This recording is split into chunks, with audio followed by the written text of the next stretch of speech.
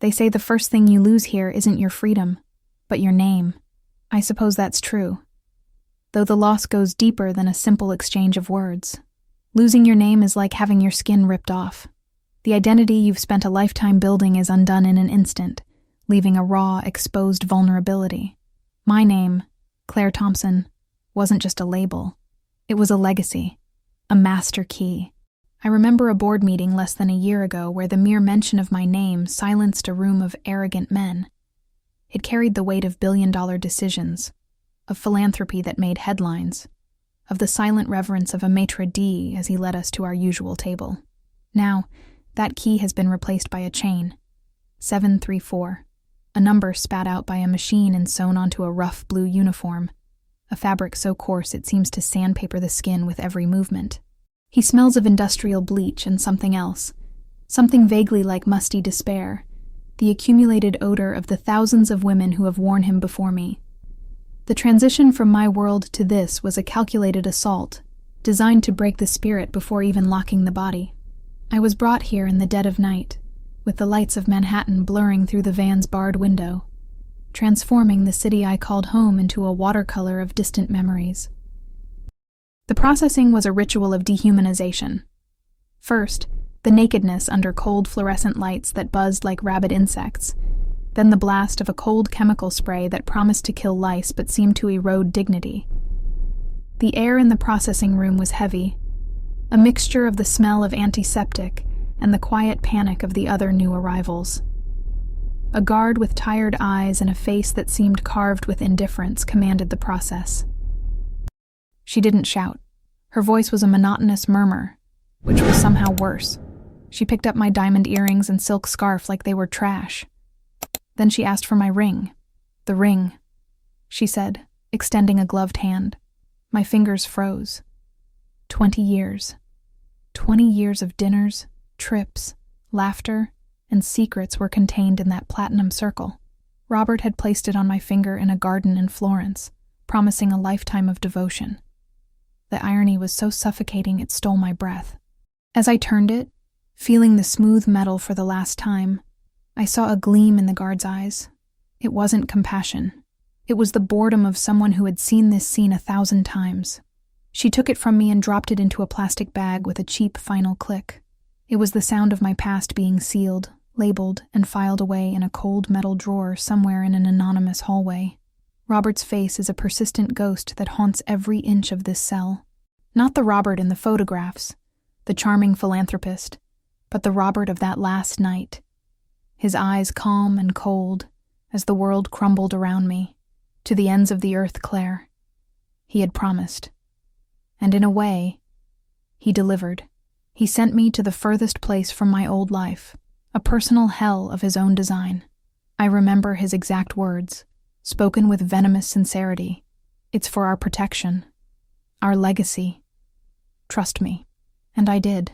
I trusted him, as he transferred our empire into his name, as he isolated me from our own lawyers, as he wove a web of lies so complex that I lived within it without ever seeing it.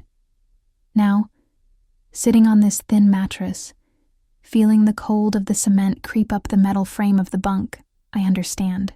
His words weren't promises. They were the wires of the cage.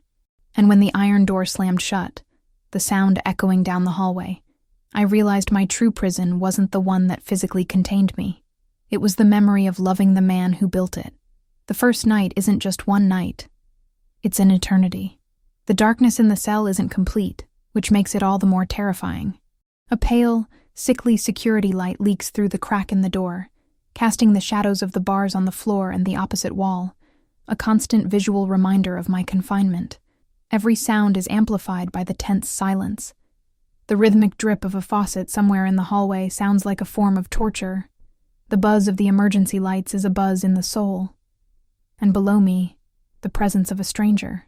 Heavy breathing, occasionally interrupted by a grunt, or the sound of a body turning on an equally thin mattress. The total loss of privacy is a violence. At home, I had a closet bigger than this cell. Now, the most intimate act, that of trying to find sleep and escape reality, was shared with someone I didn't know. I closed my eyes, trying to cling to a happy memory, But the sensory reality of this place was too powerful. The smell of rust, the cold of steel, and the echo of a distant scream pulled me back. Suddenly, the breathing beneath me stopped.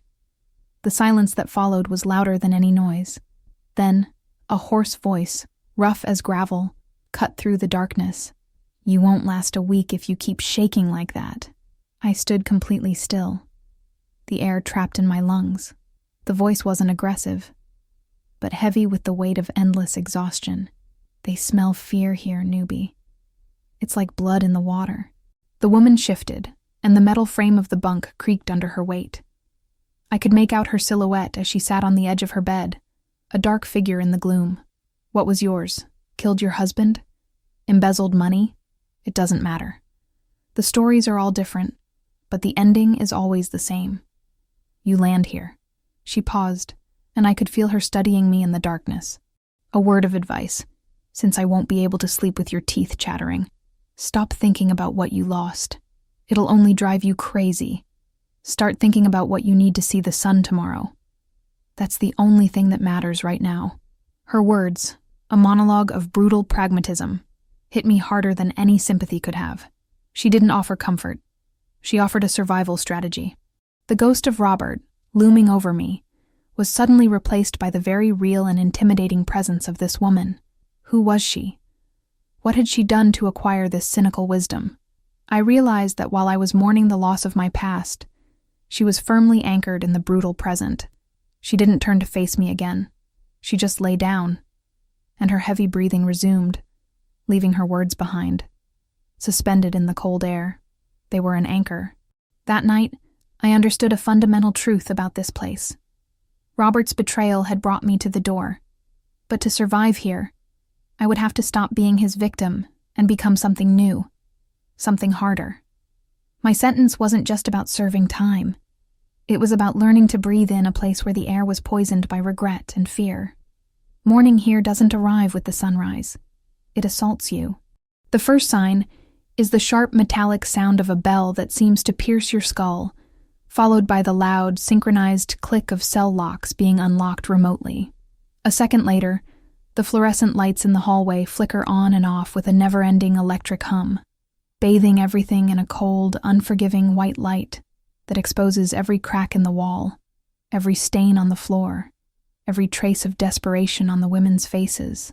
Our cell door opens, not as an invitation, but as an order. "At the door for the count," a voice shouts down the hallway. It's a mechanical ritual, devoid of any humanity. The guards pass, not looking at us, but through us, their monotonous voices counting heads, ensuring that none of their herds have been lost during the night. My cellmate, whom the others called Purple, moved with practiced efficiency, her movements economical, almost robotic. She was already on her feet, her uniform neatly aligned, before the bell even stopped ringing. She didn't look at me. Invisibility, I realized, was a form of armor. Breakfast in the cafeteria was a lesson in the miniature society that existed there. The noise was deafening, a cacophony of clanging metal trays, loud conversations, and shouted orders. The smell of burnt coffee and bland oatmeal hung in the air. Roxa picked up her tray and headed to a specific table in the corner, a spot that was clearly her territory. No one else sat there. I, on the other hand, was lost, a moving target. I grabbed my food, a lukewarm liquid they called coffee, and 2 pieces of bread that had the texture of styrofoam, and found a seat. Each table seemed to have its own unspoken rules, its own alliances. I sat at a nearly empty table and immediately felt the stares. It was like being the only unusual animal in a herd. One guard in particular, whose name tag said Fisher, was watching me with a slight sneer. She had an angular face and eyes that seemed to revel in the other's discomfort. She was the kind of person who didn't need a reason to hate you. Her position was reason enough. Later, Fisher found me in the hallway. "Lost, Thompson?" she asked, her voice honeyed and false. "The life of luxury didn't prepare you for this, did it?" She assigned me to laundry duty, and I knew it wasn't a random choice. The laundry room was a basement hell. The heat was stifling, the air heavy with steam, and the smell of industrial soap burned my lungs. The hum of the giant washing machines was a constant roar that suffocated all thought. The work was mind-numbing, sorting, washing, drying, and folding endless piles of stained uniforms and sheets. My hands, accustomed to designer pens and crystal glasses, quickly became red, rough, and sore. But amidst this punishment, I began to observe. The laundry room was the nerve center of the prison. It was where information was exchanged, where gossip was born and died, where small items were smuggled in the folds of the sheets. It was the first time I saw the invisible power structure in action. And as I folded another woman's uniform, I knew that to survive, I would need to understand this choreography, learn the steps, or I would be trampled. There was a daily ritual in the prison that was a form of collective torture disguised as routine: the delivery of the mail. It always happened after lunch, and the atmosphere in the cell block changed instantly. The cacophony of the cafeteria gave way to a tense stillness, charged with anticipation.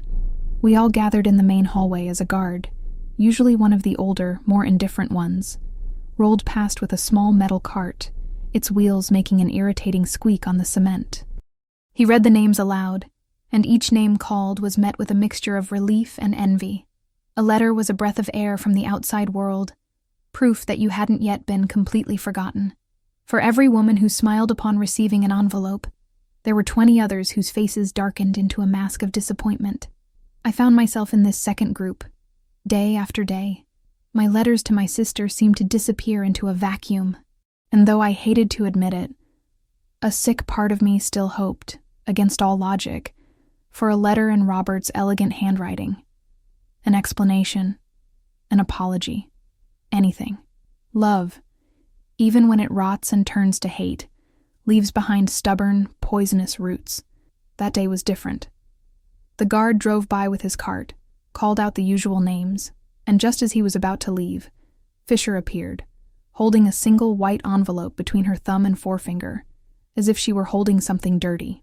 "Oh, Thompson, I almost forgot," she said, a mischievous smile playing on her lips. "It seems you still have a fan out there." She didn't hand it to me. She dropped the envelope on the floor, halfway between us, forcing me to bend down to pick it up, a small act of humiliation that was her specialty. The envelope was expensive paper, stiff and cold to the touch. The sender was the law firm that had represented me, or rather betrayed me. My heart began to pound wildly. Was this news about the appeal? New evidence? I walked back to my cell, feeling the eyes of all the other inmates on my back, and sat on my bunk, the envelope in my trembling hands. The paper felt heavy, laden with the weight of a verdict. I tore open the envelope.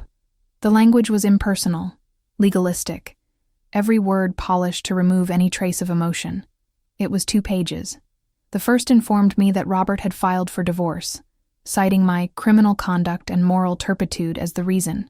The sentence hit me like a punch. The second page was even crueler. It was a notification that, based on a morality clause in our prenuptial agreement, a clause I vaguely remembered signing, on a stack of other documents, while Robert was rushing me to a charity gala, he was exercising his right to take exclusive possession of all our joint assets. He wasn't just separating from me.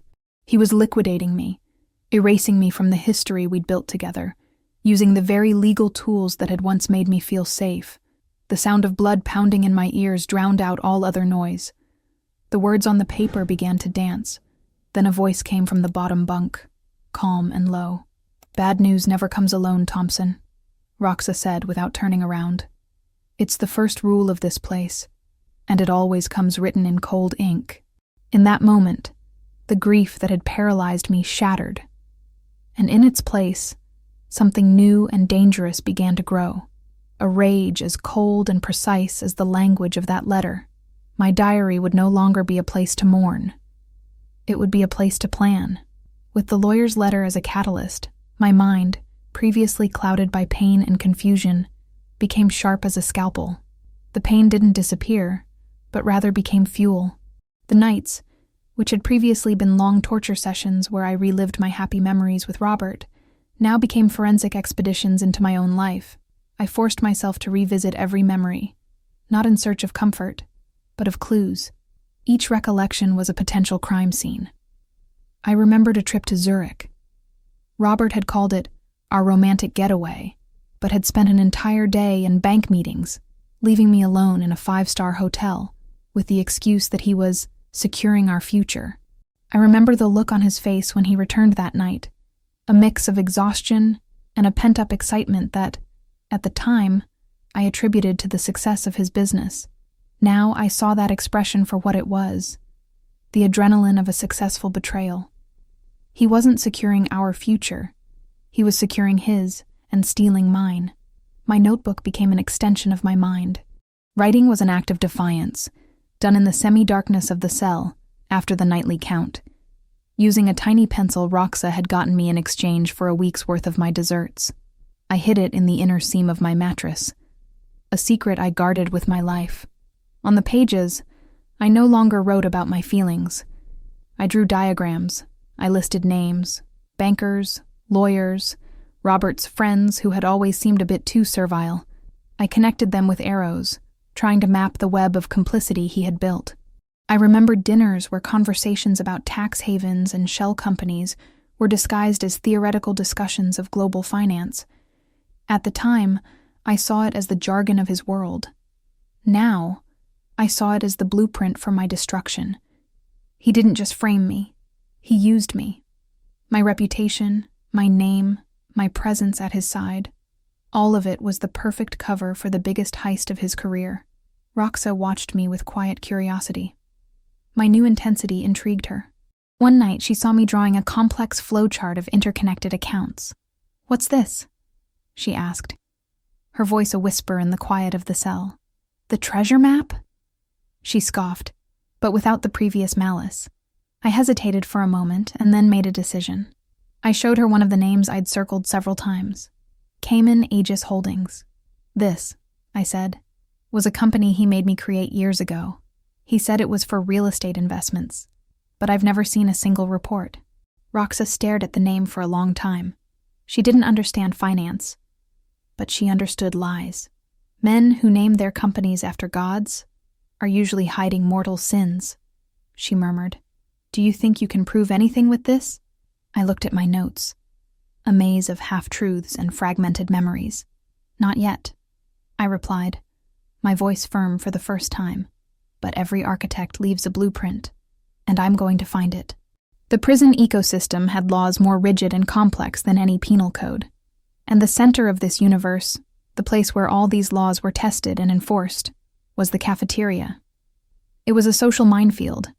Each table was a sovereign territory with its own culture. There was the chapel table, where a group of religious women ate in silence, praying before and after. There was the muscle table, occupied by a noisy and aggressive group who always seemed to get extra portions of food and whom no one dared challenge. There were the tables of the solitary, the newcomers, the addicts. And there was Roxa's table, a place of armed neutrality, where she conducted her business in whispers, trading information for favors, favors for goods. I remained an outcast, a one-woman nation, and the isolation made me vulnerable. Vulnerability became a real threat when my notebook disappeared. A cold, electric panic coursed through me. It was as if my brain had been stolen. I frantically searched my bunk, my heart pounding against my ribs, my breath catching in my throat. Everything was there. My 2 books, my letters, the extra bar of soap I'd been keeping.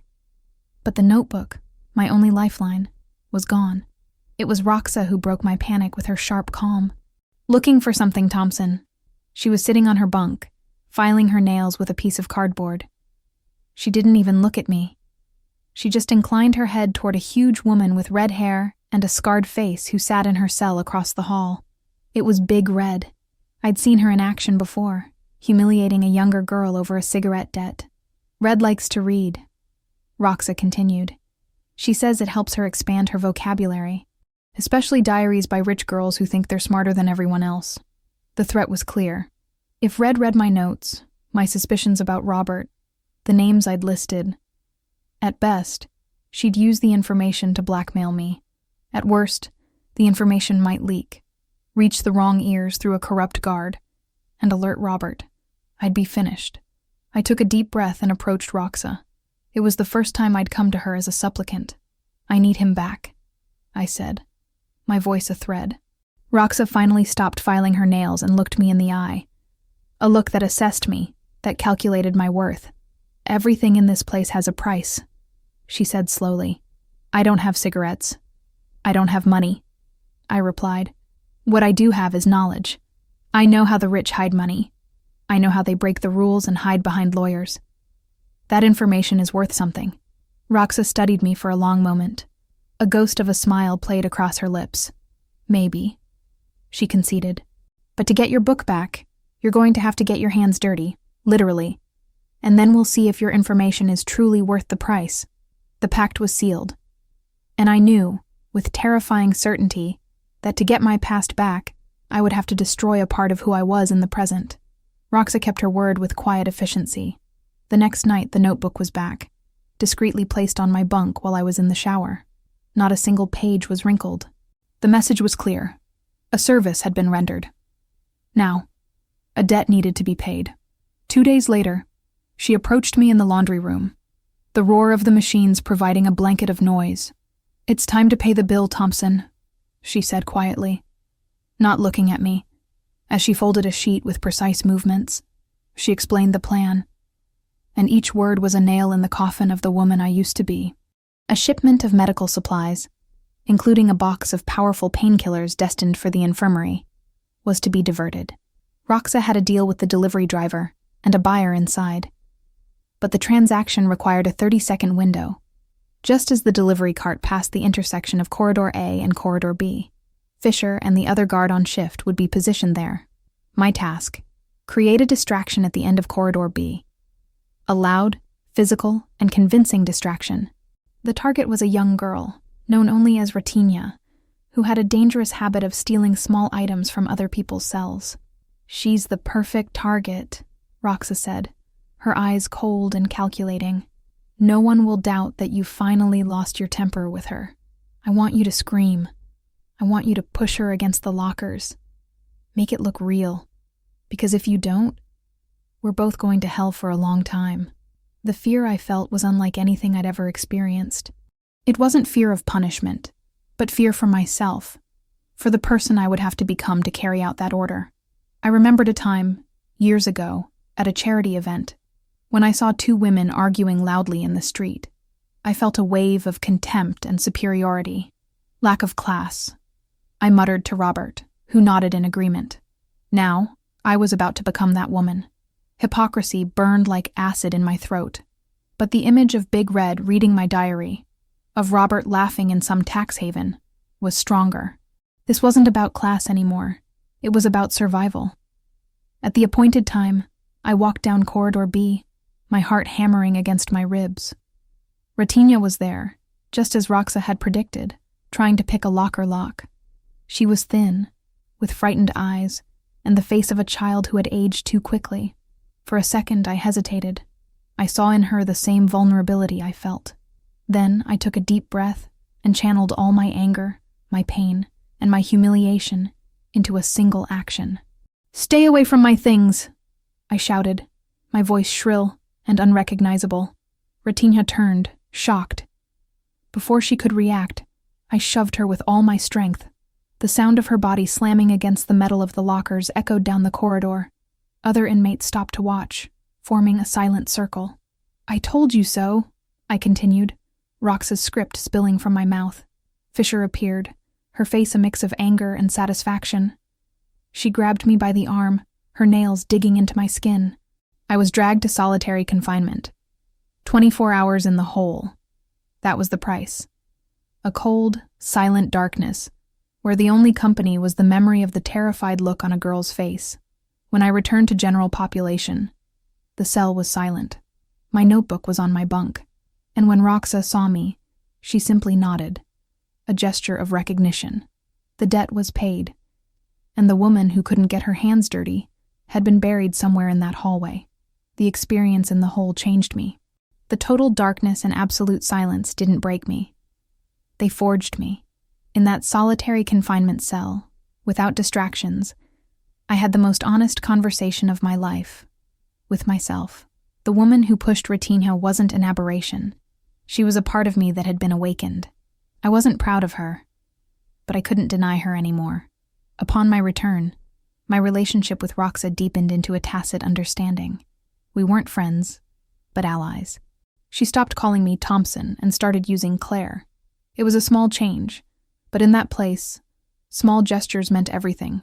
She taught me to read the invisible chains of the prison, how a pack of cigarettes to the right guard could guarantee an extra call, or how the head cook used control over dessert portions to maintain her own power network. "This place is a business, Claire," she once told me. "Only the currency is different." I needed my own currency. I decided to use the only skill I had left, my education. I began volunteering to help other inmates. Many of them were functionally illiterate, terrified of the bureaucracy that governed their lives on the outside. Child custody forms, lawyers' letters, appeals. I became the cell block's unofficial scribe. Sitting on the hallway floor, I drafted letters in a legal jargon that intimidated civil servants, translated complicated documents, and helped mothers write to their children. In return, I didn't ask for cigarettes or food. I asked for information and access. That's how I earned a nearly unrestricted pass to the prison library. The library was a forgotten room, smelling of old paper and dust. But for me, it was paradise. It was overseen by an older inmate who just wanted quiet to knit. She left me alone. Amidst Western novels and worn Bibles, I began my hunt. I found a collection of old business magazines and corporate reference guides. They were years old, but they contained the names of the players, the investment banks, the consulting firms. I spent weeks cross-referencing the names of Robert's friends against the lists, searching for connections. It was a needle in a haystack process. But one rainy afternoon I found it. A brief mention in an article about tax havens. The name of one of Robert's junior partners was listed as a director of a series of shell companies, all linked to a single address in the Cayman Islands. The same address as Cayman Aegis Holdings. It was a piece of the puzzle, but a crucial one. It was during this period that the new inmate arrived. The rumors preceded her. A genius hacker, a ghost in the machine who had embezzled millions from an investment fund. Her street name was Nix. I first saw her in the library, sitting in a corner, ignoring everyone, devouring an advanced programming book as if it were a novel. She was young, arrogant, and radiated a fierce intelligence. And I knew, with absolute clarity, that she was the key to weaponizing my fragments of truth. Getting Nix's attention was like trying to talk to a wildcat. She had erected impenetrable walls around herself, made of contempt and distrust. My first attempt at an approach was a disaster. I approached her in the library, where she was scribbling complex equations on a piece of paper. "Excuse me," I began. "My name is Claire. I heard you understand systems." She didn't even look up. "You heard wrong." She cut me off, her voice sharp. "I understand how to tear down systems, especially ones built by people like you." She finally looked at me, her dark eyes sweeping over my uniform as if she could see the designer dresses beneath. "You 1% play with the world's money and then come here crying when the house of cards collapses. I have nothing to say to you." The rejection was so total it left me speechless. She saw me as the enemy, and perhaps, from her perspective, I was. I recoiled, but I didn't give up. The humiliation taught me a valuable lesson. I couldn't appeal to Nix's sympathy. I'd have to appeal to her ego, which was clearly the size of a skyscraper. I spent the next few days observing her. She was brilliant, but she was also a show-off. She enjoyed correcting others, demonstrating her intellectual superiority. And that was her vulnerability. Roxa, who watched my failed attempt with amused interest, confirmed my theory. "People like her don't want friends," Roxa said. "They want disciples or rivals, and you don't look like a disciple." The strategy was clear. If I couldn't ask for her help, I would make her offer it, making the problem irresistible. I began to set my trap. The library had a weekly discussion group, a mediocre attempt by the administration to promote intellectual rehabilitation. That week's topic was the global economy. During the discussion, when Nix was present, I began to speak. I deliberately used financial terms, talking about holding companies and offshore corporations. But I made a subtle, technical error, something only an expert would notice. I confused the structure of a shell company in the Bahamas with that of one in the Cayman Islands. As I expected, Nix couldn't resist the bait. "That's completely wrong," she interrupted, her voice piercing the room. For the first time, she addressed me directly. Not with contempt, but with the irritation of a master craftsman watching an amateur botch his work. She spent the next 5 minutes explaining the nuances of international tax law to a room of confused inmates. I simply listened, thanking her politely at the end. I planted the seed.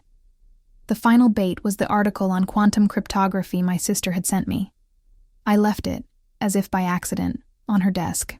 That night, for the first time, she came to my cell. She held the article. "This is from a restricted access magazine. How did you get it?" she asked, her arrogance replaced by genuine curiosity. "I have my resources," I replied.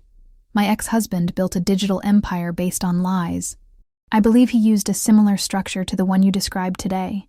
He stole from me, framed me, and thinks he's a ghost. I want to hunt him." I looked her straight in the eye. "But to hunt a ghost, I need someone who can see in the dark." A slow smile spread across Nix's face. "A ghost, huh? That sounds like an interesting challenge." The alliance was forged, not on trust or friendship, but on much more potent ground. A complex problem and a common enemy. Our cell transformed. During the day, it was a cement and steel box like any other.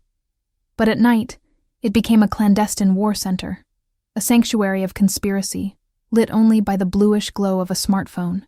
The dynamic between the three of us was a complex dance of skills. I was the memory, the living archive. I extracted names, dates, and fragments of conversation from the depths of my mind. Nix was the weapon. She took these fragments and transformed them into digital keys, patiently explaining her methods in a whisper. "Your husband used the same executive assistant for 10 years, she said, her fingers flying over the small screen. "People like that get lazy. They use the same passwords for personal and work things. I don't need to hack into the bank, Claire. I just need his assistant's pizza delivery account." Roxa was our wall. She was the lookout, the real-world logistics expert. She knew which guard was on duty, which was the blind spot for the hallway cameras, and alerted us with a cough code if anyone approached. Getting the cell phone was the first major test of our alliance. It was an operation that required coin from each of us. Roxa activated her network. The guard she had in her pocket, a man named Miller, was hesitant. The risk was high. To convince him, I used my new position as the pavilion's lawyer. I helped 2 of Roxa's lieutenants draft custody appeals that resulted in extra visitation with their children. In gratitude, they gave up their earnings from the internal store for a month, creating a fund that Roxa used to increase her offer to Miller. Nix, in turn, discovered a minor digital indiscretion by Miller's son-in-law, something that could cause problems with her job. She didn't threaten him directly. She simply passed the information to Roxa, who used it to guarantee the guard's loyalty. It was dirty play, and I was complicit. The handover took place during shift change, the cell phone hidden inside a loaf of bread, handed to Roxa in the dinner line. The weight of that device in my hands was the weight of hope and sin. Nix's first foray was a lesson in patience. The prison's Wi-Fi was excruciatingly slow and unstable, disconnecting every few minutes. We spent 2 nights in frustration, with Nix cursing under her breath as she tried to maintain a connection.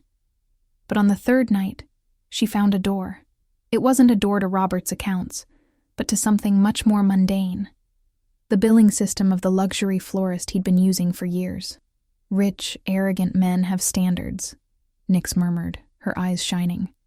"They delegate everything, even their affairs." It was there that she found the order. A pricey bouquet of rare orchids, sent not to a mistress, but to a man named Jean-Luc Dubois in Geneva, with a card that simply said, "For the architect." The name set off alarm bells in my memory. I remembered Robert mentioning him at a dinner party, describing him as a discreet art consultant. Nix researched the name. Jean-Luc Dubois wasn't an art consultant. He was a former Mossad agent, a mercenary specializing in security and, most notoriously, extraction and relocation. He made people disappear. In that moment, the true, monstrous scale of Robert's plan revealed itself. He wasn't just stealing from me. He was preparing to erase himself from the world, leaving me to rot in his place, the last loose end of a life he was meticulously destroying. The discovery about Dubois gave us focus, but it also made us reckless. The urgency to find more information made us break one of Roxa's rules. Never work for more than an hour at a time, never on consecutive nights. We were almost 3 hours into our third consecutive night of research when the first sign of trouble appeared. It wasn't an alarm or a scream, but a subtle shift in the prison's atmosphere. The usual hum of the night was replaced by a tense silence. The guards' footsteps in the hallway weren't the slow, shuffling cadence of the early morning shift, but quick, heavy steps. Roxa was the first to notice. She sat on her bunk, head bent, listening. "Shut it off," she hissed at Nix. "Now." A moment later, a whisper traveled through the cell block, passed from cell to cell like an electric current. "Search. Block C." We were Block C. Panic froze me. The cell phone. Our only connection to the truth was there, hot from use. A ticking time bomb in our hands. The chaos that followed was a display of controlled panic. Nix switched off the phone, her face pale in the dim light. My mind went blank. Where to hide it? They would search everything. Roxa, however, moved with eerie calm. "The book," she ordered. Nix quickly stuffed the phone into the hollowed-out book. "It's not good enough.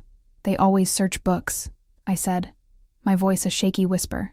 "It's bait," Roxa replied. Her eyes swept the cell, landing on the small trash bag near the door, filled with empty wrappers and scraps of paper. It was then that the hallway doors slammed open, and Fisher's voice echoed. "Surprise search. Everyone out on the wall now." We were dragged from the cell and pressed against the cold hallway wall. Fisher led the team, and I saw a gleam of triumph in her eyes as she entered our cell. She hated us. She knew, or at least suspected, that something was up, and she was determined to find it. The cell was turned upside down. Mattresses were thrown to the floor. Letters were read. Every personal item was inspected with restrained violence. I watched helplessly as Fisher approached my bunk, his eyes fixed on the small stack of books. That's when Roxa made her move. She faked a coughing fit, a loud, guttural cough that made her double over. "I need water," she gasped, accidentally, stumbling into the cell toward the sink. Her movement was perfectly timed to block another guard's path, creating a momentary distraction of confusion and irritation. As the guard pushed her out, I saw Roxa's hand, lightning fast, grab the hollow book from under a pile of clothes, and in one fluid motion, drop it into the trash bag. No one saw. Fisher found a second book I used for less important notes, leafed through it dismissively, and tossed it aside. They found nothing. When the search was over and we were allowed back into our shattered cell, the relief was so overwhelming it nearly made me faint. But the danger wasn't over. The trash bag, with our only hope inside, would be collected for incineration in less than an hour. Roxa's look at me was a silent ultimatum. I did my part. Now find a way to do yours. Urgency was a poison in my veins. The trash bag, our makeshift Trojan horse, sat in a large container at the end of the hallway, waiting to be taken to the incinerator. We needed a plan, and fast. Nix was visibly shaken, her digital genius useless against such a physical analog problem. Roxa was tense, her usual calm replaced by a dangerous impatience. "Time is running out, Claire," she said, her voice low and hard. "What are you going to do?" It was the first time she'd put me in charge, forced me to be the strategist. I thought back to my observations, to the prison routine, searching for a loophole, and then I remembered. The task of cleaning the hallways and collecting the trash was assigned to well-behaved inmates, as a sort of privilege to get out of the cell. And, thanks to my help as a scribe, the prison counselor had praised me in her last report. It was a gamble, but it was the only one we had. I walked to the guard station, my heart in my throat. I asked to speak to the guard on duty, an older man named Peterson, who was known for being lazy and conflict-averse. In the calmest, most subdued voice I could muster, I explained that I was feeling useless and regretful, and that I would like to positively contribute to the community by volunteering for the cleanup. Peterson eyed me suspiciously, but the idea of sitting and reading the newspaper instead of supervising the cleanup convinced him. He handed me a mop, a bucket, and a new trash bag. "Be quick," he grumbled. It was the longest walk of my life. Every step toward that dumpster was a step through a minefield. Once there, I began cleaning the floor around it, my body positioned to block Peterson's view. With shaking hands, I opened the dumpster. The smell of trash and rotten food hit me, but I ignored it. My hand dove into the dirt, desperately searching for the book. Finally, my fingers touched the hardcover. In one swift movement, I pulled out my phone, stuffed it into my uniform pocket, and tossed the book back in. I replaced the trash bags and continued cleaning, my body moving on autopilot while my mind sang its victory. Back in the cell, the relief was so intense it took our breath away. We had survived, but the shock taught us a vital lesson. We needed a final plan, a single move that could bring everything down, because we wouldn't get another chance. It was then that a long-buried memory surfaced. One night years ago, at Robert's exclusive Manhattan wine club, he'd had a few too many, and in a fit of arrogance, showed me his legacy. A safe hidden behind a fake wine cellar in his private tasting room. "This is where I keep the real story, Claire," he drawled. "Physical copies. Because you can never completely trust digital. At the time, I thought it was just his theatrics. Now, I knew it was the key. He was too arrogant not to keep a record of his criminal genius. If there was physical proof of his conspiracy with Dubois, it was in that safe. I pitched the idea to Roxa and Nix. The initial reaction was disbelief. A vault in Manhattan? And how exactly do we plan to get there, with a teleporter? Nix scoffed, but Roxa remained silent, her eyes shining with defiance. "A place only you know." She repeated my earlier words. That's power. She was the one who saw the path. A path so audacious, so wickedly brilliant, it could only have been born in the mind of someone who spent a decade weaponizing prison rules. "The chaplain," Roxa said. "We're going to use faith to commit a robbery." The plan was a masterpiece of conspiracy, born from the union of our three minds. We spent 2 entire nights hunched over a worn Bible I'd borrowed from the library, the dim light of my cell phone guiding us. It was a surreal scene. The former billionaire, the hacker, and the smuggler, transforming the world's most sacred book into a lock-picking manual. Nix, with her logical mind, suggested we use only verses that corresponded to prime numbers as an extra layer of cipher. I provided the raw data, the wine club floor plan I'd drawn from memory, the safe combination sequence, the details of the alarm system Robert boasted about installing. Roxa was our theater director. She coached me on how to modulate my voice, how to use dramatic pauses, how to inject just the right amount of false emotion into each word. "You're not giving instructions, Claire," she would say, her eyes intense on mine. "You're confessing. You're asking for forgiveness. You have to believe it for the chaplain to believe it." The chaplain, Sister Agnes, was a woman of genuine kindness and an unshakable faith in human redemption. This faith was both her virtue and our greatest tool of manipulation. The day before roll call, she met me in the hallway and held my hands. "I'm so proud of you, Claire," she said, her eyes welling. "Taking the first step toward family reconciliation is the bravest act there is." The weight of my duplicity nearly crushed me. I was using her compassion as a weapon, and guilt was a cold knife in my chest. But then I thought of Robert, of his calculated betrayal, and the guilt turned to icy determination. He used love and trust to destroy me. I would use faith and forgiveness to unearth the truth. The video conference room was small and claustrophobic. The image on the screen flickered and then stabilized, revealing the face of a middle-aged woman with dark hair and unblinking eyes. It was Roxa's cousin, Maria. She played her role with restrained mastery. Sister Agnes sat in a corner, radiating an expectant benevolence. I took a deep breath and began my performance. "Maria, sister, thank you for doing this," I began, my voice breaking. "There is so much I need to confess." And then I began the prayer. I think of Psalm 23, verse 2. "He makes me lie down in green pastures. And do you remember that little park on 23rd Street where we used to meet? I guided her through the city, street by street, using the Psalms as our map. The combination to the safe was given from the Gospels. Matthew chapter 7 verse 7. Ask, and it will be given to you. 7.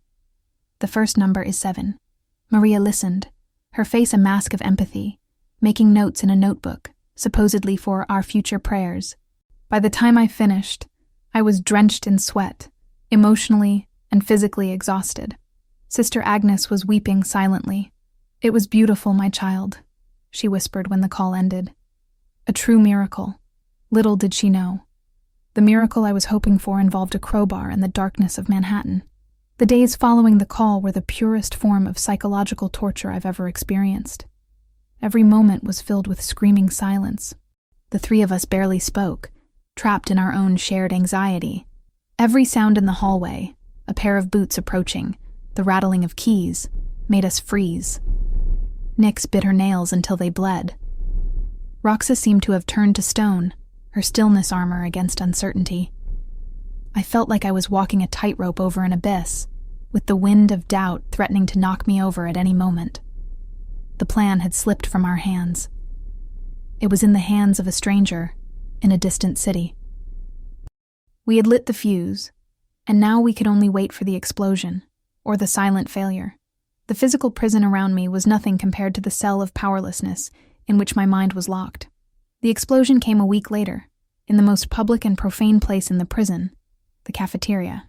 The TV, as always, was tuned to the afternoon news, its chatter a background noise to the cacophony of lunch. Suddenly, the program was interrupted by a breaking news report. The face of a famous anchor appeared on the screen, her expression a rare mix of shock and excitement.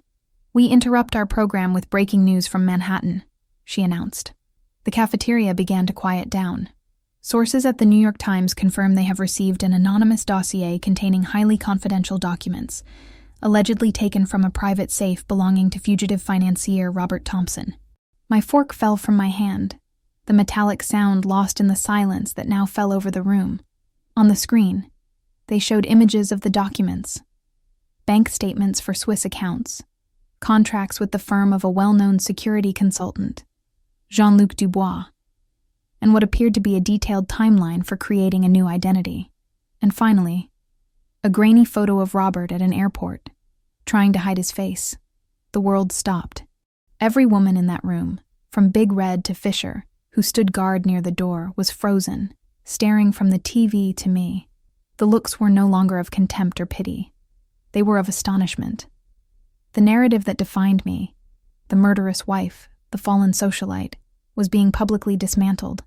I glanced at Nyx, who had a slow, triumphant smile spreading across her face.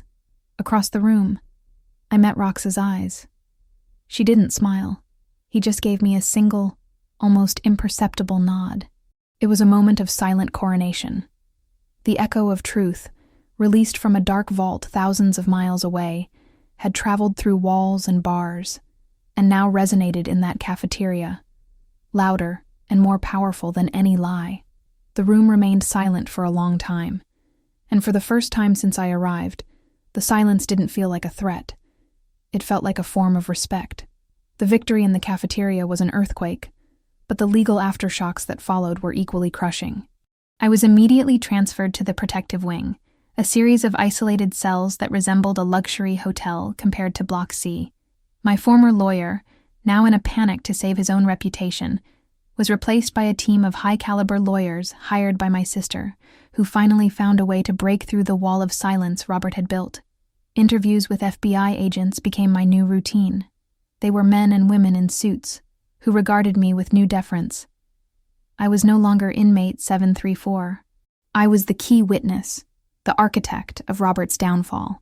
I had to tell my story dozens of times, the story in my diary, and each time I told it, I felt a part of the anger that had fueled me drain away, leaving behind a deep weariness and a sadness I hadn't allowed myself to feel before.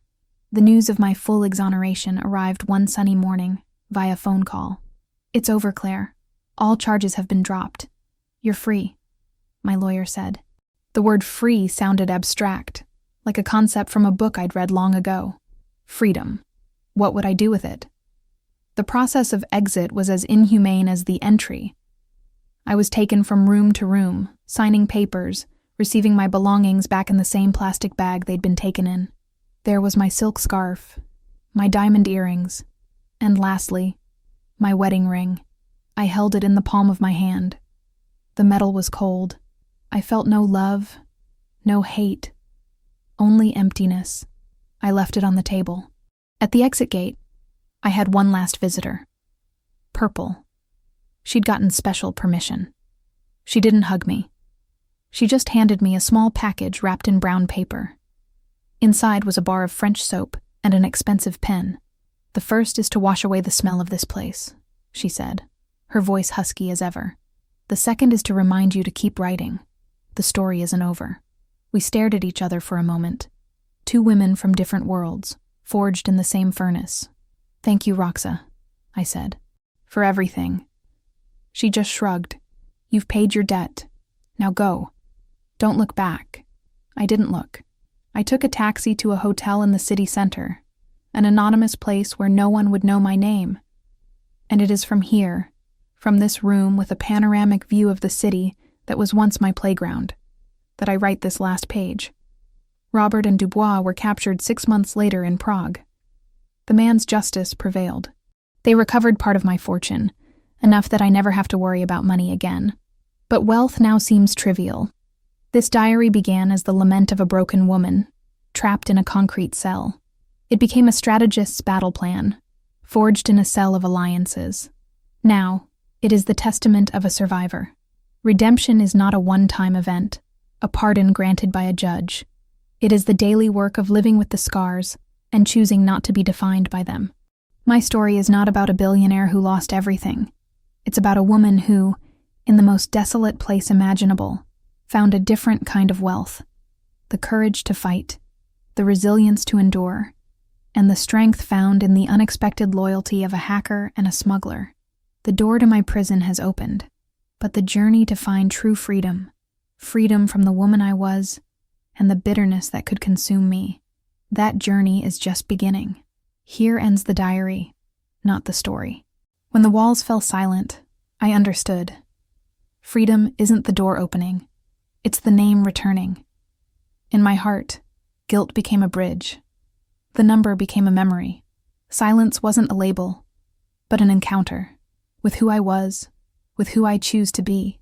If someone ever rewrites your life, remember, paper accepts lies, but truth has a long lifespan. Human justice arrived with dossiers and handcuffs. Mine began earlier, with the stubborn stroke of a pen, the unlikely alliances of a hacker and a smuggler, the stand-up I had to tell myself. And now, I want to hear from you. What is justice when the truth arrives too late? Is forgiveness strength or surrender? What decision would you make in the mirror? Keep the wound open, or transform it into a scar that guides others in the dark. If this story touched you, share it with anyone who needs a reminder that names can be stolen, but voices can be reclaimed. Share your thoughts, your struggle, your new beginning in the comments. Sign up to walk with me, because every ending is just the next page.